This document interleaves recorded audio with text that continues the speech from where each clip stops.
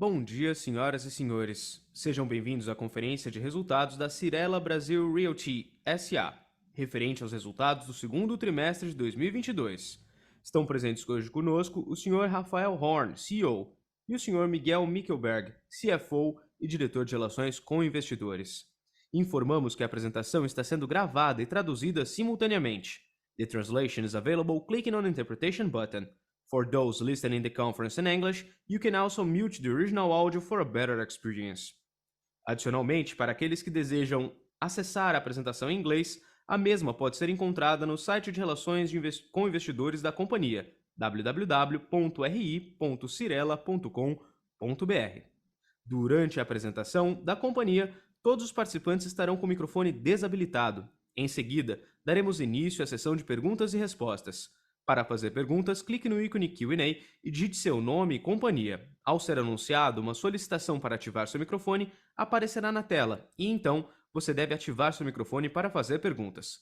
Pelo telefone, pressione asterisco 9 para entrar na fila e ao ter seu nome anunciado, pressione asterisco 6 para liberar seu microfone.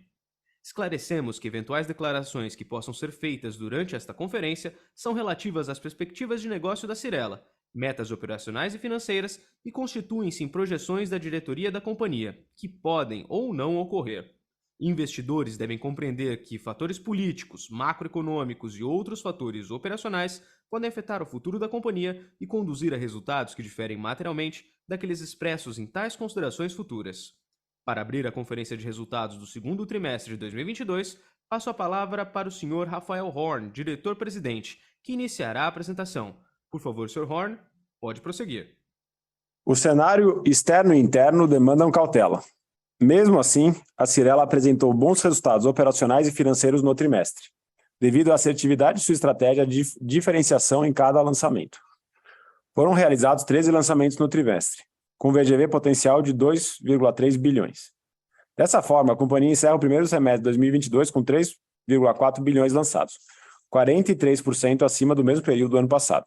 Nas vendas, houve aumento de 13% na comparação com o primeiro semestre de 2021, totalizando 2,9 bilhões nos primeiros 6 meses do ano. Dado o desempenho operacional apresentado, a Cyrela obteve receita líquida de 1,3 bilhões no trimestre e margem bruta de 31,3%, acima da margem apresentada no primeiro trimestre. Esses números confirmam o bom desempenho da companhia, mesmo em períodos desafiadores. O lucro líquido reportado foi de 151 milhões, em linha com a expectativa da companhia para o trimestre. A Cyrela conta com uma equipe extremamente competente para passar por momentos conturbados como esse. Por fim, reiteramos que estamos cautelosos em um cenário que ainda existem muitas incertezas, porém atentos às oportunidades que apareçam no mercado. Agora, vamos comentar o nosso resultado operacional. Obrigado, Rafa, e bom dia a todos. No slide 5, iremos comentar os lançamentos da Cyrela. No segundo trimestre do ano, lançamos 13 novos produtos, com VGV de 2,3 bilhões de reais, 21% acima do mesmo trimestre do ano anterior e 124% superior ao primeiro trimestre de 2022. A participação da companhia no volume lançado no trimestre foi de 78%. Excluindo permutas no percentual Cyrela, o volume lançado foi de 1,7 bilhão de reais. No slide 6, destacamos o lançamento Casa Ibirapuera Cyrela, na cidade de São Paulo, com um VGV de 715 milhões de reais. Passando ao slide 7, vamos falar do nosso desempenho de vendas. No trimestre, as vendas contratadas alcançaram 1,6 bilhão de reais, um aumento de 24% em relação ao primeiro trimestre de 2022 e 4% superior ao mesmo trimestre do ano anterior. Excluindo as permutas, as vendas atingiram 1,3 bilhão de reais no percentual Cyrela. O estado de São Paulo respondeu por 69% de nossas vendas. No slide 8, vamos falar da nossa velocidade de vendas. A VSO do trimestre da companhia foi de 43,2%. Observando a velocidade de vendas por safra de lançamentos, os projetos lançados neste trimestre foram 32% vendidos. No slide 9, vamos falar do estoque total da Cyrela. Ao final do trimestre, o estoque a valor de mercado totalizou 8,1 bilhões de reais, um aumento de 13% em relação ao trimestre anterior, explicado pelos últimos lançamentos realizados. A movimentação de nosso estoque pode ser vista no gráfico à esquerda. No slide 10, detalharíamos o estoque pronto. Neste trimestre, vendemos 7% do estoque pronto no início do período. Agregando o estoque de empreendimentos entregues no período e a precificação das unidades a valor de mercado, o estoque pronto apresentou aumento de 2,9% em relação ao primeiro trimestre de 2022. No slide 11, vamos falar sobre as unidades entregues. Neste trimestre, a Cyrela entregou 12 projetos, totalizando 2.744 unidades e um VGV de lançamento de 833 milhões de reais. No acumulado do ano, foram entregues mais de 3.600 unidades em 19 empreendimentos, que representavam um VGV de lançamento de 1,6 bilhão de reais. No slide 13, falaremos sobre os resultados financeiros. A receita líquida da companhia atingiu 1,3 bilhão de reais no trimestre, 2% superior ao primeiro trimestre de 2022 e 6% maior comparado ao mesmo trimestre do ano anterior. No ano, receita de 2,5 bilhões de reais, 14% maior que 2021. A margem bruta do segundo trimestre foi de 31,3%, comparada a 31,1% no período anterior e 36,6% no mesmo trimestre de 2021. No acumulado do ano, a margem bruta reportada foi de 31,2%, abaixo da margem bruta de 35,6% registrada em 2021. Apresentamos no trimestre lucro líquido de 151 milhões de reais, comparado ao lucro de 162 milhões de reais no primeiro trimestre de 2022 e ao lucro de 267 milhões de reais no segundo trimestre de 2021. Em 2022, o lucro líquido atingiu 313 milhões de reais. Vamos ao slide 14, que fala sobre a nossa rentabilidade. No trimestre, o nosso Return on Equity, medido como lucro líquido dos últimos 12 meses sobre o patrimônio líquido médio, foi de 12,3%. No slide 15, falaremos sobre endividamento. A dívida bruta ao final do trimestre somava 3,9 bilhões de reais. Com a posição de caixa de 3,6 bilhões de reais, nosso endividamento líquido foi de 382 milhões de reais. Do total da dívida bruta, 81% é de longo prazo. Nosso endividamento líquido em relação ao PL alcançou 5,4%, 0,6 pontos percentuais acima do trimestre passado. No slide 16, falaremos sobre geração de caixa. No segundo trimestre de 2022, obtivemos um consumo de caixa de 48 milhões de reais, comparado à queima de caixa de 53 milhões de reais no trimestre passado e geração de caixa de 87 milhões de reais no mesmo trimestre do ano anterior. No ano, tivemos um consumo de caixa de 100 milhões de reais. Agora, o Rafa e eu passaremos à sessão de perguntas e respostas. Obrigado. Iniciaremos agora a sessão de perguntas e respostas. Lembrando que para fazer perguntas, clique no ícone Q&A e digite seu nome e companhia. Ao ser anunciado, uma solicitação para ativar seu microfone aparecerá na tela. E então, você deve ativar seu microfone para fazer perguntas. Aguarde enquanto coletamos as perguntas. Nossa primeira pergunta vem de Gustavo Cambaúva, do BTG. Por favor, Sr. Gustavo, seu microfone já está liberado. Oi, pessoal, bom dia. Eu queria fazer duas perguntas aqui. A primeira, vocês podiam comentar um pouco em relação à venda de estoque pronto, né? Que ela caiu bem aí nesse início de ano, quando a gente compara com o ano passado. Então, entender um pouco mais a dinâmica aqui que vocês estão vendo para estoque pronto, se de alguma maneira preocupa aí com mais entrega, aí principalmente no ano que vem, ou se vocês estão vendo uma vazão boa para esse estoque pronto. E a minha segunda pergunta é sobre lançamentos, que vocês têm, né, vindo com uma visão um pouco mais cautelosa aí do cenário macro para esse ano e tudo, mas ao mesmo tempo vocês seguem lançando bastante, né, principalmente nesse segundo trimestre. Então, eu queria entender um pouco essa dinâmica de lançamento, até pensando no segundo semestre agora, se ainda tem muito produto para ser lançado, ou se vocês já vão tirar um pouco o pé de lançamento no segundo semestre, e até se eventualmente esses lançamentos mais fortes é porque o mercado está reagindo bem, enfim, como é que vocês estão vendo essa performance de lançamentos? Obrigado.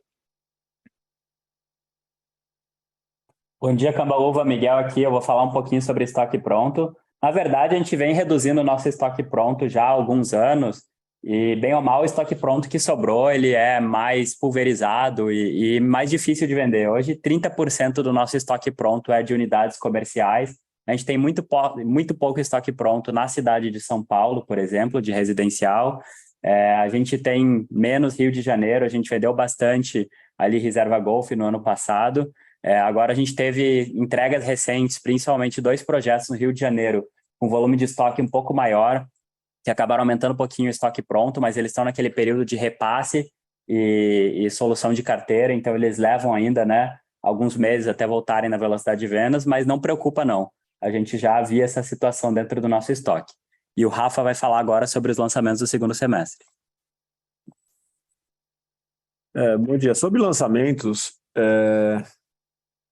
como a gente já falou, o cenário eu acho que ele anda bastante desafiador, né? Fazia um bom tempo aí que a gente não passava por um cenário desafiador, como a gente tem passado talvez nos últimos 6, 12 meses para o mercado imobiliário. Por que a gente continua lançando? Porque eu acho que a gente acha que a gente tem produto bastante selecionados, com diferenciação, e que a gente consegue ter uma velocidade boa de vendas mesmo neste cenário, né? A gente quer acreditar que que quando ficar mais difícil a gente consegue se diferenciar um pouquinho, né? Se nós estamos certo ou errado, vamos ver ao longo do tempo, de acordo com cada lançamento. A gente lançou o Casa Ibirapuera, que era um dos maiores projetos do ano, junto com a SKR aí, 700 milhões de reais. Graças a Deus foi muito bem, mas de novo, não é porque o mercado está muito bom, e sim porque o projeto é incrível, é diferenciado, tem muito, né, tem design, tem marca, tem luxo, tem diferenciação, e graças a Deus a Vila Mariana aí nos recebeu muito bem, mas eu acho que não é a média do que está acontecendo hoje num produto normal. Eu acho que a baixa renda continua com demanda bastante forte, então a gente continua lançando a baixa renda, mas sim, ou seja, o cenário é desafiador, nós estamos tomando cuidado e a gente quer acreditar que dá para lançar o que a gente está lançando. Agora, é caso a caso, né? Vamos lançar e vamos ver. Se a gente começar a lançar e vender mal, obviamente nós vamos segurar. O que até agora, né, não tem acontecido. A gente lançou alguns bons projetos no final do segundo semestre, então as vendas ainda nem apareceram, mas graças a Deus a gente está satisfeito com o que a gente conseguiu vender até agora. E vamos ver, né? Mês a mês e vamos seguir avaliando. Tá ótimo, gente. Obrigado, Rafa. Obrigado, Miguel. Bom dia. Nossa próxima pergunta vem de Pedro Rajnal, do Credit Suisse. Por favor, senhor Pedro, seu microfone já está liberado. Oi, pessoal. Bom dia a todos e obrigado pelas perguntas. Do meu lado são 2 também, até acho que uma continuidade da pergunta anterior. Assim, a gente já ouve de algumas outras companhias que possivelmente o cenário, assim, nesse curtíssimo prazo, assim, talvez um mês atrás, ele esteja um pouco menos desafiador do que ele estava há alguns meses atrás. Primeiro, eu queria saber se vocês concordam com isso, se deu uma melhorada ou não, e aproveitar assim, a oportunidade para questionar como é que tem sido velocidade de vendas e volume de vendas no geral em julho. E a segunda pergunta também, assim, em relação ao estoque, como vocês bem mencionaram, assim, acho que vocês têm aí uma diferenciação de produto, não sei exatamente o que que tem garantido que os projetos sejam vendidos, mesmo nesse cenário mais desafiador. Entender um pouco melhor não só estoque pronto, mas estoque no geral. O que vocês consideram que seria um patamar saudável?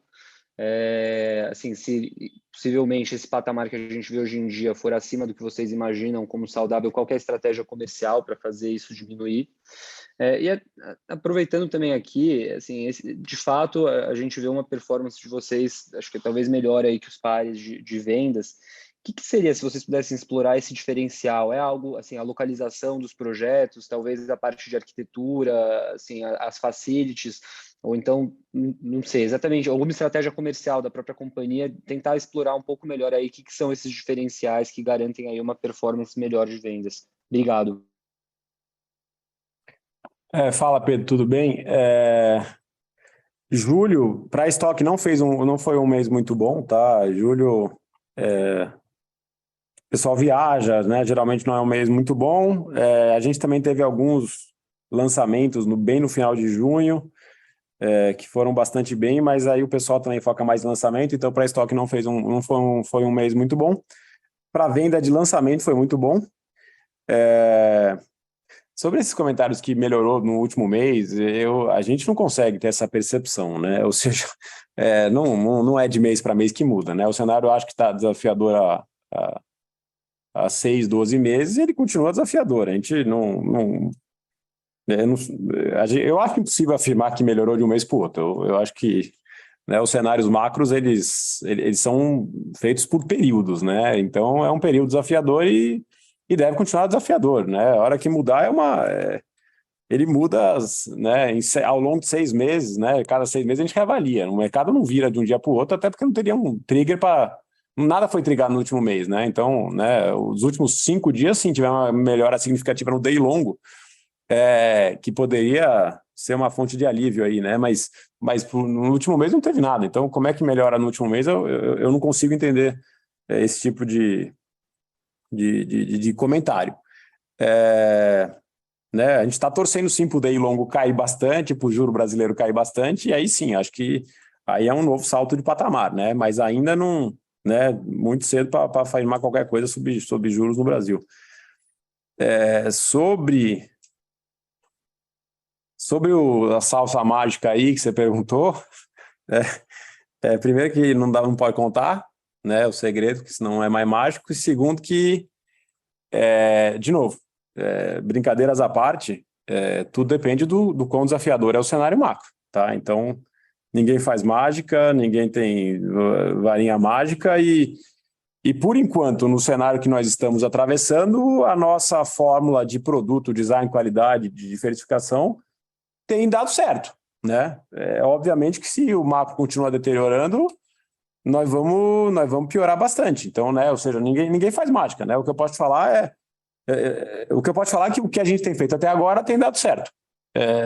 De novo, a gente depende muito do macro, depende muito do juros, depende muito de renda, economia, então, pô, não tem mágica nenhuma, né? Se a gente torce para que as coisas não piorem muito, né? Se as coisas piorarem muito, obviamente nós vamos ter que rever lançamentos, vender menos, etc e tal. Como é que a gente olha para estoque pronto, Pedro? Estoque pronto, a gente considera que a métrica certa para olhar é estoque pronto zero, né? Ou seja, a gente deveria chegar com todos os lançamentos aqui e o dia que a gente entregar a todos eles não deveriam ter estoque pronto, né? Então, se lançar e vender um produto 10% de lançamento, a gente vai ficar bem preocupado, porque a chance de entregar estoque pronto bem alto é muito alto, né? Quando você lança e vende, sei lá, 40%, 50% nos primeiros 6 meses, parece que você vai estar com uma velocidade de vendas adequada para entregar o empreendimento com estoque pronto zero. Então, é assim um pouco que a gente olha, né? A métrica certa, ideal e correta é estoque pronto zero, né? Como o Miguel mencionou, nós temos estoque pronto em alguns lugares. Obviamente, isso é fruto de erro de lançamento, né? Não tem desculpa. Quando tem estoque pronto 6 meses, 1 ano, 2 anos depois de pronto, é erro, né? Aí nós erramos, né? Então a gente trabalha para não errar, né? Então é assim que a gente mede. A gente não pode ter lançamentos que quando a gente entrega, a gente tem um estoque aí, depois de 6 meses, maior que 10%, 20%, né? E quando isso acontece, a gente errou. Perfeito, está bem claro. Obrigado, pessoal. Bom dia. Nossa próxima pergunta vem de André Dibi, do Itaú BBA. Por favor, André, seu microfone já está liberado. Bom dia, pessoal. Obrigado pela apresentação e pelas perguntas aqui. São 2 do meu lado. Primeiro, em relação a custo, seria mais para entender como é que vocês têm sentido aí na ponta, a parte de materiais. Vocês conseguem ver algum arrefecimento aqui desse lado? E se tem observado essa pressão de custo mudando um pouco mais para o lado da mão de obra? E também, se puderem comentar um pouco sobre como que vocês imaginam que isso deva se desenvolver para frente e como deveria se refletir aqui nas expectativas do orçamento de vocês. E aí a segunda é em relação a Cashme. A gente nota que ela começa já a ter um tamanho relevante aqui dentro da companhia, inclusive já tendo uma relevância também dentro das despesas. E aí, nesse sentido, queria que vocês comentassem um pouco sobre qual que é a estratégia da Cyrela para Cashme, né? E qual que é o tamanho da operação hoje, qual o tamanho que vocês imaginam que ela possa atingir e também quais que devem ser os próximos passos aqui para Cashme. É isso, obrigado.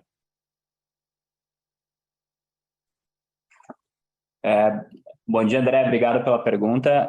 Primeiro, com relação à tua pergunta de pressão de custos, nesse trimestre a gente ainda sofreu bastante com pressão de custos. A gente teve na Cyrela reversões de receita causadas por revisões de orçamento acima do INCC de 27 milhões de reais, mais ou menos, contra 21 milhões de reais no primeiro TRI. então ainda teve uma aceleração nos estouros de obra, né?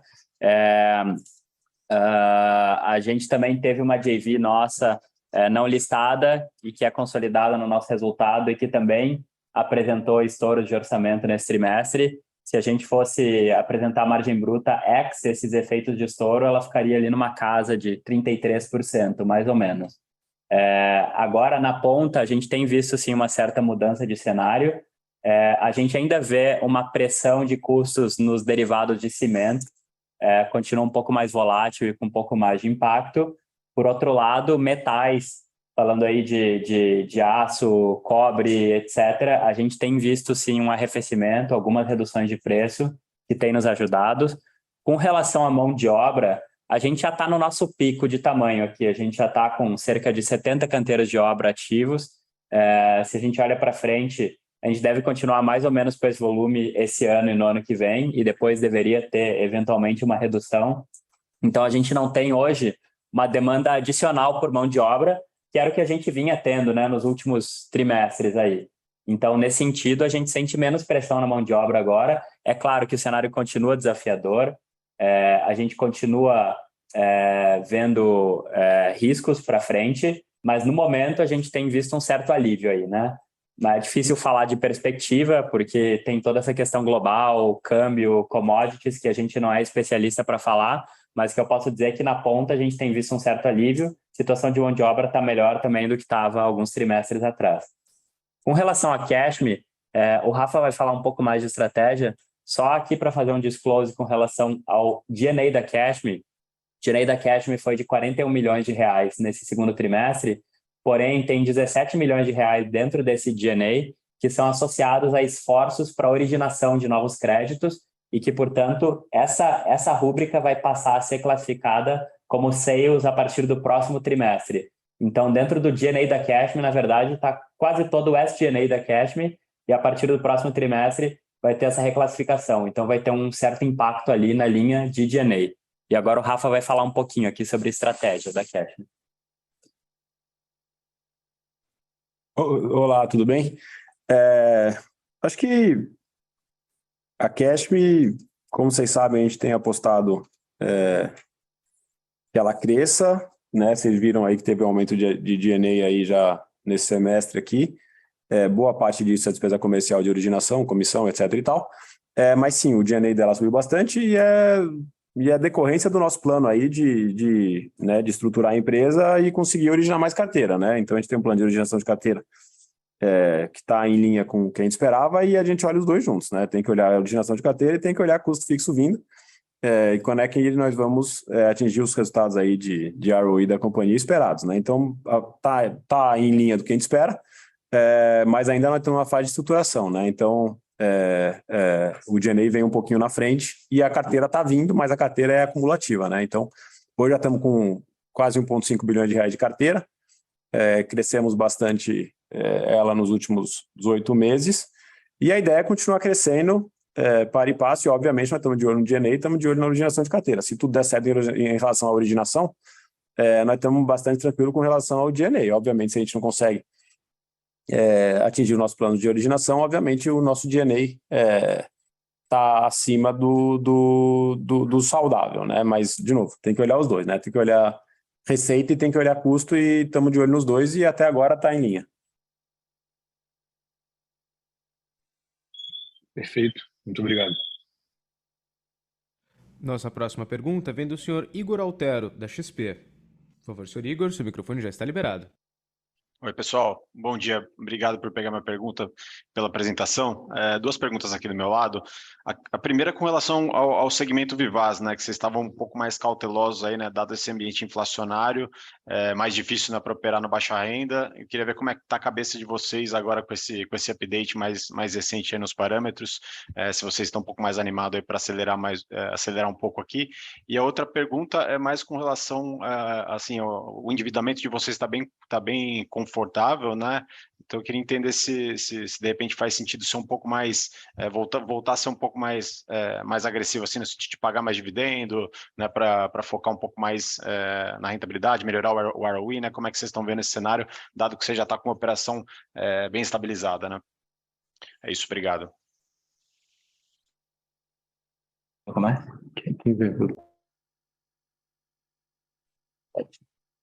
Bom dia, Igor. Miguel aqui. Eu vou responder aqui a pergunta sobre dividendos. A gente vem já há alguns anos sendo bem vocal com relação à nossa estratégia de otimizar a nossa estrutura de capital, retornando o máximo possível para os acionistas.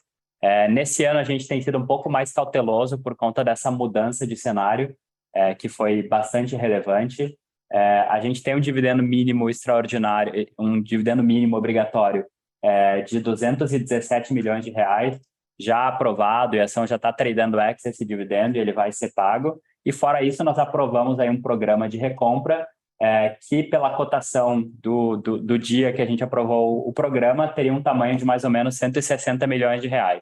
Então, estamos falando de algo como 400 milhões de reais aí, de retorno para o acionista, caso a gente consiga executar esse programa. E, em princípio, a gente considera que esse retorno tem um tamanho adequado para os nossos acionistas, em virtude do cenário. Olhando para frente, é claro que a gente vai sempre reavaliar, e se a gente conseguir ver uma certa melhora de cenário ou uma melhora no fluxo de caixa, a gente pode discutir alguma coisa extra para o final do ano, mas no momento a gente está imaginando que isso é o tamanho aqui adequado para retornar de capital em 2022. Sobre acelerar a Vivaz ou não, Igor, eu acho que, de novo, a gente é uma empresa que, como a gente sempre fala, a gente gosta de ser diversificado e gosta de operar nas 3 marcas, né? Então, a gente não...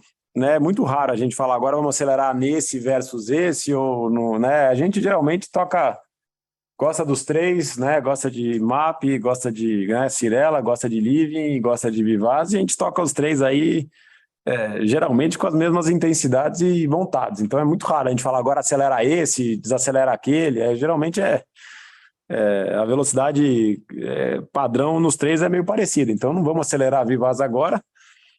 Que sim, as medidas ajudam bastante, mas a gente também não está desacelerando, né? Então segue o jogo aí como já estávamos jogando, né? A gente não acelera e desacelera tão rápido.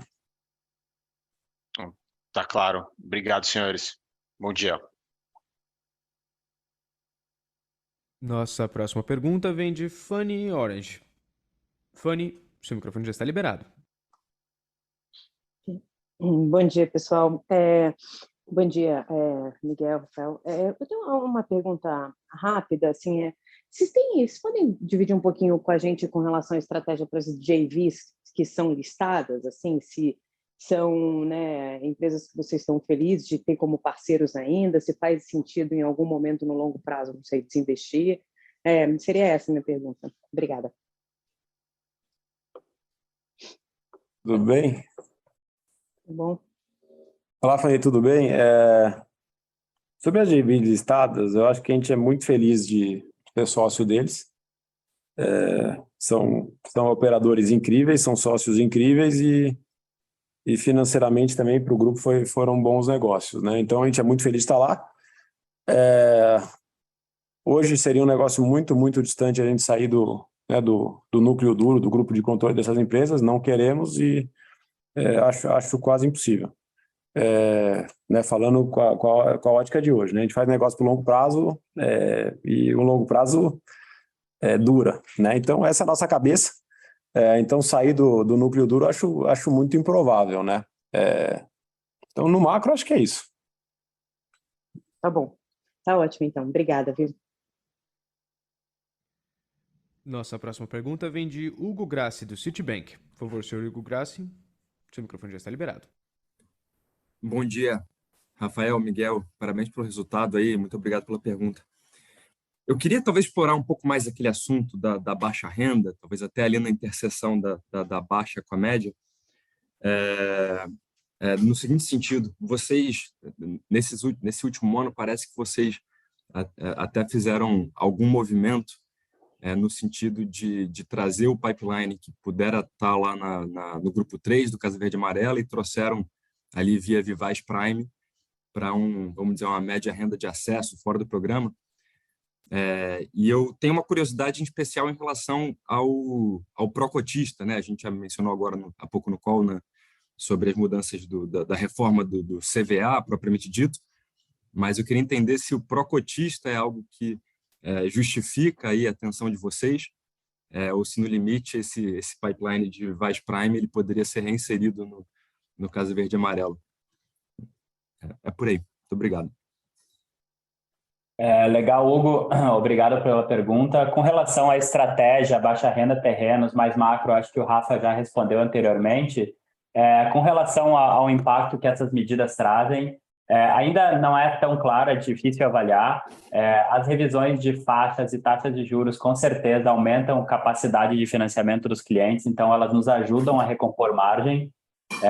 O pró-cotista ainda não está tão claro para nós, era uma linha que estava virtualmente inexistente, mas as medidas podem sim contribuir, podem ajudar a gente a enquadrar alguns clientes, a gente ainda não sabe que tamanho isso vai ter, e ainda tem as outras medidas em discussão, né, de prazo de financiamento e o FGTS consignado, como o setor está chamando, que também podem contribuir mais. É claro que algumas dessas medidas são de curto prazo, duram até o final do ano, então a gente tem que avaliar, a gente não está alterando a nossa estratégia de aquisição de terrenos em função disso, mas a gente acha, sim, que oportunisticamente essas medidas podem nos ajudar nos estoques, nos projetos recentemente lançados, principalmente a recompor margem, porque foi difícil repassar toda a inflação de custos nesses projetos nos últimos meses. Perfeito, muito obrigado. Nossa próxima pergunta vem do senhor Pedro Lobato, do Bradesco BBI. Por favor, senhor Pedro, seu microfone já está liberado. Bom dia, pessoal. Obrigado pela pergunta. Aqui do nosso lado é uma rápida, mais sobre terrenos. Como vocês têm sentido a viabilidade dos projetos aí, né, ao longo do TRI, olhando para frente? E também em relação à competição por terrenos, vocês têm sentido aí players menores tratando, ou, enfim, algum arrefecimento de preço? Obrigado.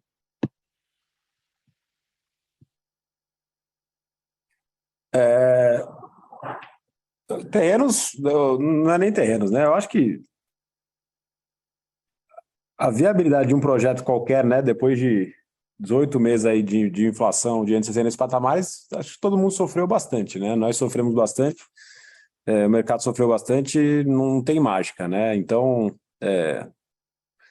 acho que 18, 19, 20 foram épocas mais prósperas em termos de facilidade de você ter a tua viabilidade mínima e excedê-la, né? Então a gente conseguiu exceder a viabilidade mínima em vários projetos no ciclo anterior. Obviamente isso ficou mais difícil, né? O INCC foi infinito nos últimos 18 meses e não tem mágica, né? Então tá mais difícil operar sim. De novo, a gente está conseguindo operar, mas com menos folga e menos facilidade de exceder a viabilidade. Então, hoje é um mercado que, se a gente atingir nossa viabilidade padrão, a gente está feliz, né? 18 e 19 a gente conseguia excedê-la, né? Então, agora é lutar bastante para atingir a viabilidade target, que é um cenário diferente de 18 e 19, onde o target era mais fácil de ser batido. Sobre demanda por terrenos, demora para cair, né? Demora para cair a demanda, demora para cair preço, mas sim, tem menos competição hoje por terrenos do que tinha 12 meses atrás, o que é natural, né? O cenário está muito mais difícil. A maioria das companhias tem terreno já tem land bank, os volumes não crescem muito, né? Ou seja, ninguém está pensando em crescer muito com esse cenário, então é normal que a disputa por terreno seja mais suave, né? Tá claro, Rafa. Obrigado, pessoal. Bom dia. Nossa próxima pergunta vem do senhor Marcelo Mota, do JP Morgan. Senhor Marcelo, seu microfone já está liberado. Opa, obrigado, gente. Bom dia.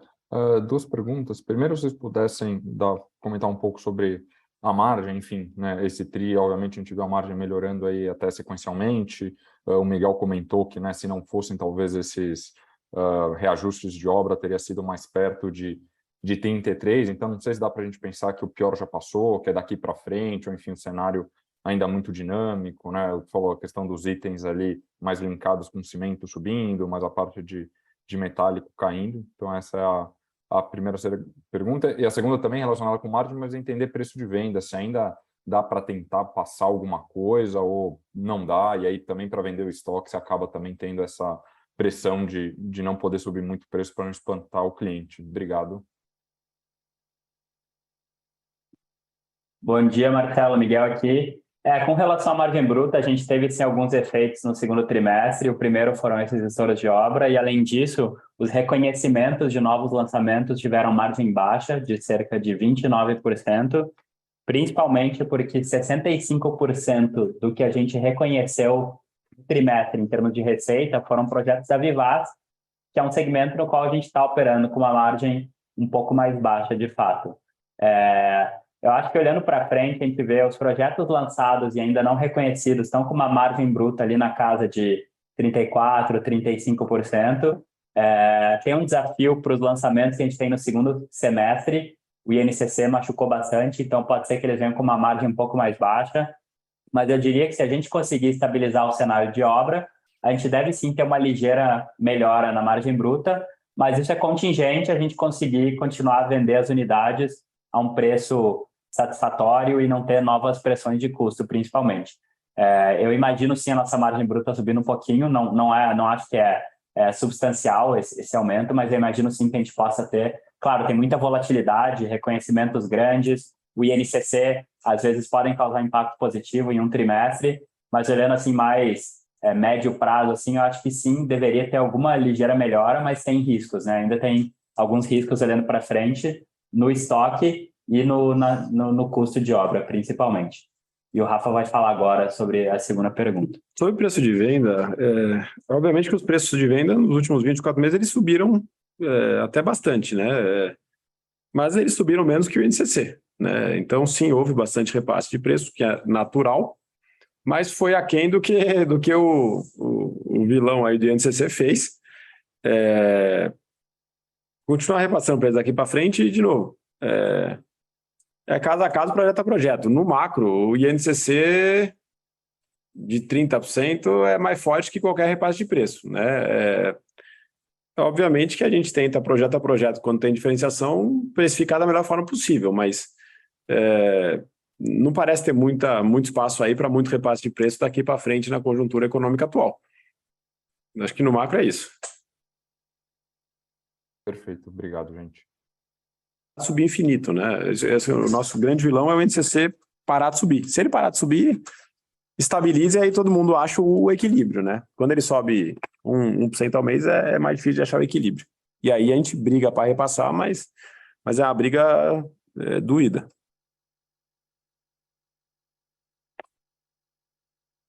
Mais uma vez, para fazer perguntas, envie seu nome e companhia no campo Q&A.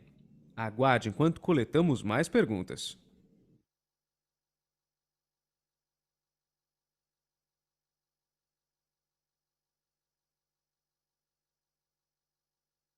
Não havendo mais perguntas, encerramos neste momento a sessão de perguntas e respostas. Gostaria de passar a palavra ao Sr. Rafael Horn para que faça as considerações finais. Por favor, Sr. Horn, pode prosseguir. Agradeço a todos aí pelo call. Até só para...